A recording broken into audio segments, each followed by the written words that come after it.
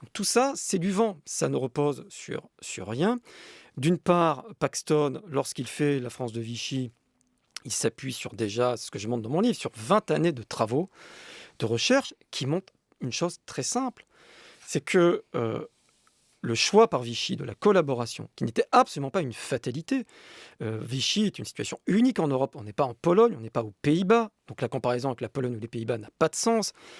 La France garde une souveraineté importante, puisque vous avez la zone libre, que le gouvernement de Vichy est souverain en zone libre, et que donc les Allemands sont obligés de négocier avec Vichy quand ils veulent massivement des Juifs.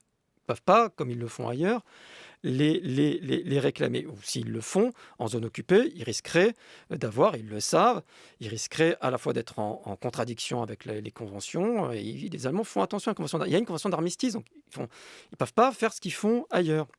Donc c'est tout ça la complexité de l'histoire, si vous voulez, qui amène, et comme Vichy est dans une politique de collaboration en 1942, en sachant quand même, là aussi, autre mensonge de Zemmour, que les Juifs qu'on va livrer sont destinés à mourir. Ben voilà, on le sait dès juillet 42. Dès juillet 42, au moment de la rafle du Veldiv, le chef du cabinet civil du maréchal Pétain écrit dans son journal intime, il écrit les Juifs vont partir dans des wagons plombés, ils n'auront pas d'eau et les Allemands verront à l'arrivée ce qu'il reste de vivants.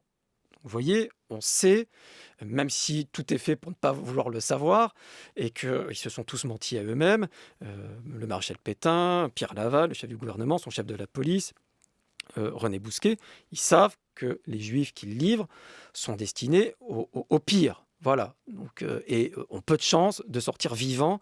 Donc vous voyez, il est hors sol, Zemmour, il est complètement hors sol parce que cette dimension tragique qui attendait les déportés, elle a été comprise par l'opinion publique sur le moment. Et c'est parce que l'opinion publique a réagi, c'est parce qu'il y a eu pour la première fois une protestation des évêques publique, seule protestation publique pendant la période de la guerre, que Vichy a dû revenir en arrière et que les Allemands ont dû prendre en compte ce facteur de l'opinion pour ménager la position du président Laval. Mais le bilan, je parle quand même du bilan parce qu'il est quand même très important, c'est que quand Vichy accepte de collaborer et collabore massivement, eh ben on va livrer près de 40 000 juifs, 35 000 juifs, qui vont partir, 35 800 pour être exact, qui vont partir entre le 17 juillet 42 et le 11 novembre 1942. Des juifs, en effet, étrangers, mais on a pris aussi leurs enfants. Et leurs enfants étaient français à titre définitif, pour les 3/4 d'entre eux. Donc ils avaient normalement des droits que Vichy aurait dû, évidemment, puisque Vichy, soi-disant, voulait protéger les juifs français, aurait dû prendre en compte. Et ce qui se passe aussi, c'est que dans ces 40 000 juifs qui vont être livrés en 1942, vous avez aussi un grand nombre de juifs français qui sont arrêtés en dehors des rafles. Parce que quand vous commencez à faire une rafle massive, Paris, en 2 jours, on a arrêté 13 000 personnes. Bah, tout le monde se sent concerné. Tout le monde commence à se cacher. Les gens essaient de fuir essayent de fuir en zone libre. Et là, vous avez en masse des juifs français qui ont été arrêtés. Donc Vichy, la vérité historique est que Vichy ne s'est absolument pas mis en situation de protéger les juifs français. Mais le problème, c'est qu'il ne faut pas non plus rentrer dans le jeu d'Éric Zemmour et de considérer que c'est moins grave de déporter des juifs étrangers. Enfin, vous voyez, c'est la grille de lecture d'un Zemmour. La vérité, c'est que Vichy avait les moyens de dire non, avait les moyens de dire on ne peut pas vous donner des juifs, des femmes, des enfants, on ne peut pas. Et pourquoi Vichy ne fait pas ce que le maire de Bruxelles, que le maire de Bruxelles est en mesure de faire? Le maire de Bruxelles, en juillet 42, refuse de mettre la police de Bruxelles à disposition des Allemands. Il dit, je peux pas, j'ai pas le droit de le faire. J'ai pas le droit, sinon, moi, je risque d'être poursuivi par la justice. Donc pourquoi le maire de Bruxelles peut dire non? Et pourquoi Vichy ne peut pas dire non en juillet 42?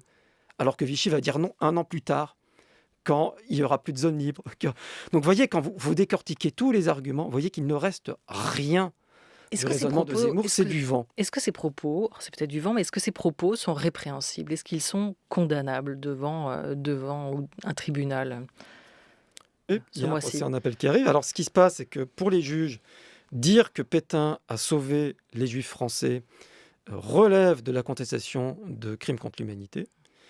Et donc, à ce titre-là, il y a d'autres personnes qui ont été condamnées. Le directeur de Rivarol a été condamné. L'ancien patron de Radio Courtoisie a été condamné. pour avoir tenu des propos qui sont proches de ceux de Zemmour, mais les juges ont considéré que le contexte de l'échange avec Bernard-Henri Lévy était à brûle-pourpoint et que donc on ne pouvait pas considérer qu'il avait délibérément, Zemmour, voulu avancer cet argument-là. Bon, voilà, c'est un peu tiré par les cheveux, mais ça prouve que, contrairement à ce que dit Zemmour, il n'y a pas de justice aux ordres, que les juges, en fait, sont très prudents, très scrupuleux, et qu'il faut vraiment qu'un délit soit caractérisé pour être condamné. Si bien que quand Zemmour a été condamné pour incitation à la haine raciale, il ne l'a été que quand c'était vraiment des propos vraiment caractérisé. Donc on n'a pas une justice politique comme il le dit. Mais là, ça rentre dans vous voyez, ce qu'il oppose toujours, le pays légal, le peuple, etc.